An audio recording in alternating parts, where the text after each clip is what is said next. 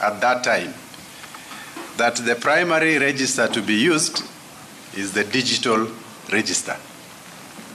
This was in 2017.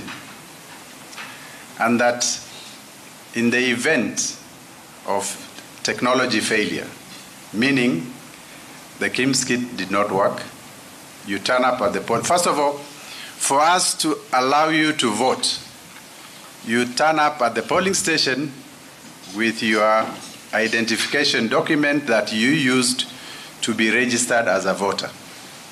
And we have two documents that we usually use, people use to register as voters. One is the national identity card, and the other is a passport, particularly for those Kenyans that are outside the country.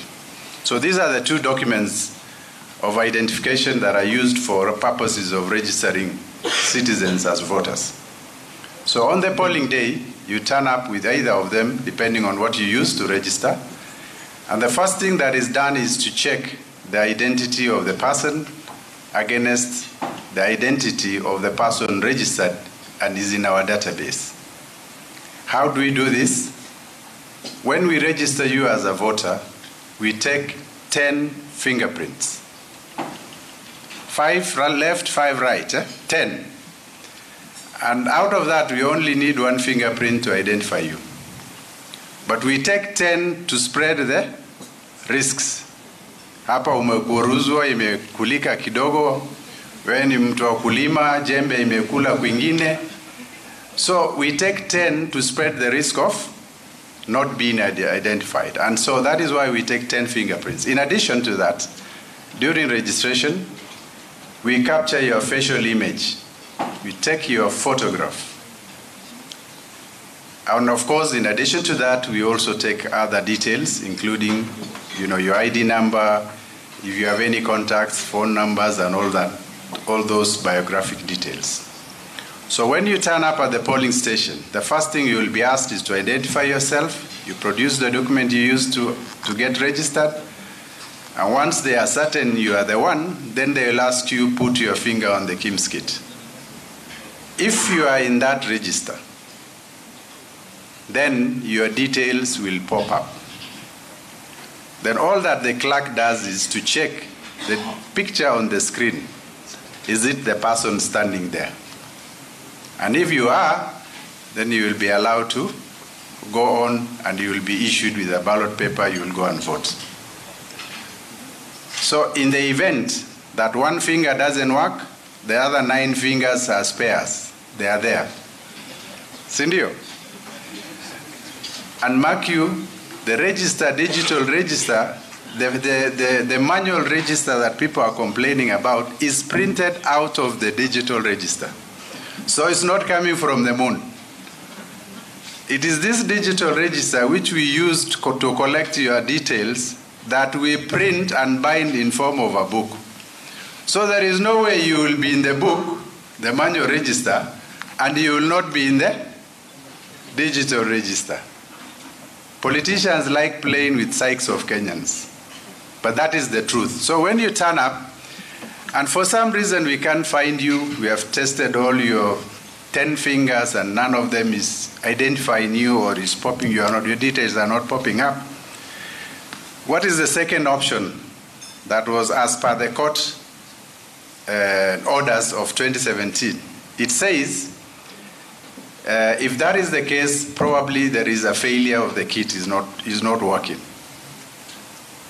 If that particular kit, if there is a failure of the kit and the kit itself is not working, we replace the kit. And this time we are saying instead of 3 kits in 2017 per ward, we have doubled it, we have 6 kits. So if there is a total failure, you have come to the polling station, the kit has refused to work, which means your fingerprints cannot be identified. Then what do? Replace the kit. In that kit, we insert an SD card which has the details of the register for that particular polling station. So we simply remove and insert that SD card from that faulty kit and transfer it into a working kit, which is a spare kit that is available. And because the details on that SD card is hashed, it is security protected. Even if you take it and to any computer, you can't read it. I think the IT people will tell you. So that much we protect even the details on that particular SD card.